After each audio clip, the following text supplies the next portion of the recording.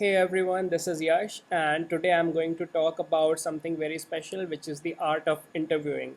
Because I have seen people who are basically designers or could be engineers, could be like me, a UX engineer working across both design and development parts, and they have been like seen like they really don't get like how the interview is something they could like land a very good impression in. Maybe they are a bit hesitant about interviews. Sometimes we all shiver like hearing the word interview. It could be something which we would find like this is mostly not aligned with something like a design assignment which we find really easy, or maybe a development assignment where we just have to show our work, and we are ultimately left in a thought that hey, I can design or I can code, why do you want me to like speak? Maybe I'm not very good speaker, maybe I'm an introvert. But I believe we are in an industry where influence and speaking just lands you a lot better, and maybe there is a time where you would want to have that kind of influence, and influence without authority, where you are really communicative, curious, and someone would love to hear you,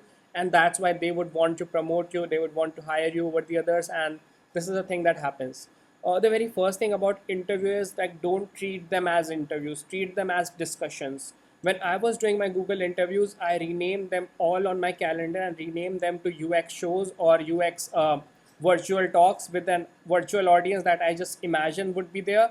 And I was talking with the interview in a way that I'm really passionate about this. There could be like a virtual audience which was obviously not there. It is a one-on-one interview, but in a way that yeah, I'm really excited and passionate about this, and let's dig in, let's talk about the challenges. The second thing I did was framing my questions really well. So it could be that your interviewer, and I'm not just talking about Google, I'm talking about any company and anywhere, maybe that the interview viewer has like something called a reservoir of goodwill, which is like basically he might have a very strong enthusiastic like sort of introduction with you, and he would be very enthusiastic to learn about you, and he would be really paying very close attention. There could also be a case where he has like already figured out a candidate who has done very good, and he is just doing it for the sake of it. So in both those cases, how to improve that or increase that reservoir of goodwill to a level that he wants to select you. And I would apply a technique which is like the star method. I would talk about the situation of the question, then about the task, then about the action, then about the result. Maybe that a situation could be that I was building an application that was for the stone industry, and it was called Stone Tech. And the thing that we did was the stone industry was really something that needed technical capability, so that the marbles or the stones that are sent out in batches could be something we could track on online or track on a web app and be able to use it. And we were having a very strong connection with the key stakeholders. So I'm just talking about the situation here. Then I would talk about the task. Maybe we have to design a prototype, show it to those stakeholders, and then could be some action where we have to like implement or be on the execution stage. What did I do? I was as a team lead acting about on all the changes that were happening across design and development, both the front and back end aspects, and it could be the result that you drove, maybe a percentage sale or some kind of data driven approach that you could have shown.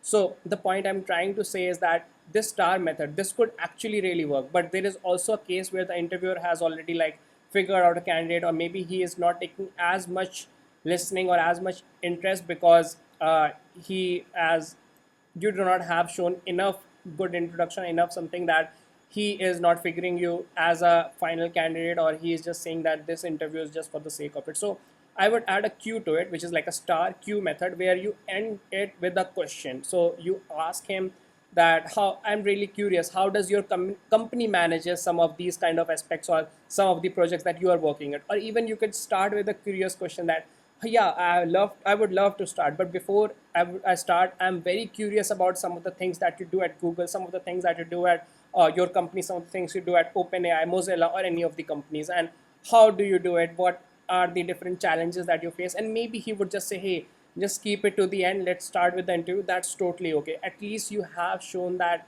you have some curiosity. You are not just an average Joe, which is like an average person just taking an interview, just getting out.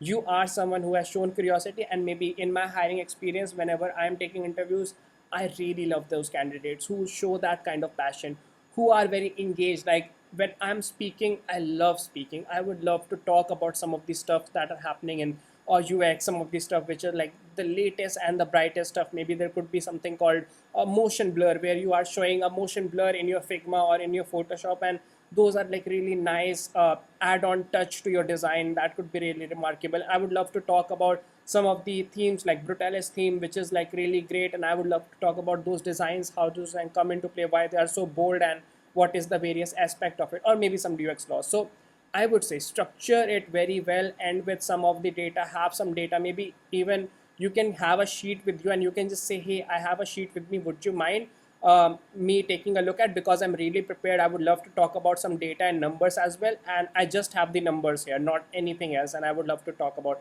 Maybe they're happy. Maybe they show a laughing face where they are like not really happy, but they would just entertain it. So in those cases, avoid it. But in most cases, they would encourage you to have this kind of extra data as well.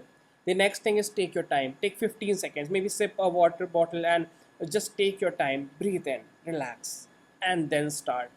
Once you have done that, you would be able to talk about the situation, the task, the action, the result, and maybe a question which is like a wake up call to him that, yeah, hey, are you paying attention to what I'm saying? Maybe in the next ones I won't ask a question at the end, but in this one I am. There is one more thing which is like more of a communication barrier, that sometimes we overthink. Like sometimes you are taking an interview, and even if you are in a regular talk with someone in a one-to-one, and you are overthinking, maybe you are overthinking about yourself. And whenever we are overthinking, it is just that we are thinking too much about ourselves that nothing is coming up. How to change that? The way you want to change that is ask the person in front of you the question. Maybe you can change it from an aspect from like you are talking about, let's just say, your introduction, and there is no more number of lines that are coming in your mind about what you want to say. Maybe you can just turn it up a bit and just ask him about like what does he do in his team, or what are the things that he does. And this is something which is also helpful in conferences, because in two-way conferences, not in just one way, where it is more like an unconference, or even in talks with other people of your team or something like that.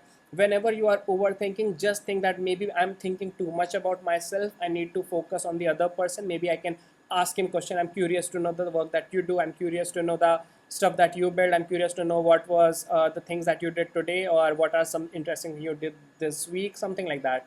uh, it does not apply everywhere. You cannot just like do it with an interview. Do not do that like the interviewer has asked you, maybe define me what are closures, and you say, hey, I don't know, maybe you tell me what are closures. Don't do that. That would never work. Okay, you would have to use it in a way where you are overthinking. It is an open-ended question where the other person also has the right to answer you back. Could be a part of some of the things that happen at the start or at the end of the interview. The next thing, or even the last thing that I want to say, because this I wanted to make this very short and something where you would understand just frameworks, using frameworks, asking questions, staying passionate, as well as what you do when you want to like make the other person also interested, or make him listen to you. The last thing I want to talk about is how would you end the interview? Like what are the things to end? You just don't want to say like bye bye, and in the end they ask you like, do you have some questions for us? This is a very good time. You have to connect it. You have to find the connecting grounds. Maybe you would have even in the start ask him his introduction. Maybe he says that, hey, we are in the monetization team. We deal a lot about like the things that you build in design. We try to make that it can earn money for the company, maybe how to monetize some of the aspect. And you know nothing about economics, you know nothing about monetization and stuff. Still you can connect the ground. Still you can ask a really good question. You can still ask them that what are the challenges that you face, and maybe you can ask them that sometimes they are also a designer. So the very good question that I have is that good design is invisible, but sometimes good designers are also invisible. So how do we make them visible? How do you incorporate that? Or maybe we have seen that in a very broad big scale companies like Mozilla or Google or OpenAI, how do you make yourself visible in such big brands, and how do you make sure that the work gets connected across different platforms, and your voice gets reached out? So these are some of the questions which would help you, encourage you. One question that I would like love to ask is about accessibility, because 1.6 billion or 15 to 20% of the people are disabled, and this is something I have been doing for like since childhood. Like my mother is a teacher for students with special needs, so I have developed this, that I would want to make my design accessible, and this is something that goes like years and years. So I would love to ask some accessibility questions, maybe that how maybe Google says that they are built for everyone. So how do you define that? Like how do you do that? Or maybe Mozilla says that they care a lot about accessibility and they have like really good written standards about accessibility. How do you incorporate that in your product or in your designs? What do you care about? What is the back and forth with design and development for those kind of scenarios? So that would be all I wanted to convey in this. I wanted to keep this very short, simple. I want you to land a perfect next interview whenever that happens. Change it, change the name to a show. Make sure that there is a virtual audience, even if there isn't. Just make sure that this is a show, this is a communication, this is a discussion, this is not an actual interview. Think it like that. Ask him questions. Do make it a two-way. Don't make it like a one way where you are 80%. Make it like a 50-50, or if you can, like 60-40, where you are saying 60% of the things. Ask questions. Maybe end your thing with a question asking how do their team do it, and make sure you have those landing remarks, good questions that could be around accessibility, could be around design, could be around best practices, and make sure to ask that. Make sure to end it with a very warm hearted touch, and they would love to like remember you, and they would love to get you to the next stages if you do that. So yeah, that would be all. Thank you so much. Have a very nice day ahead. See ya. Bye.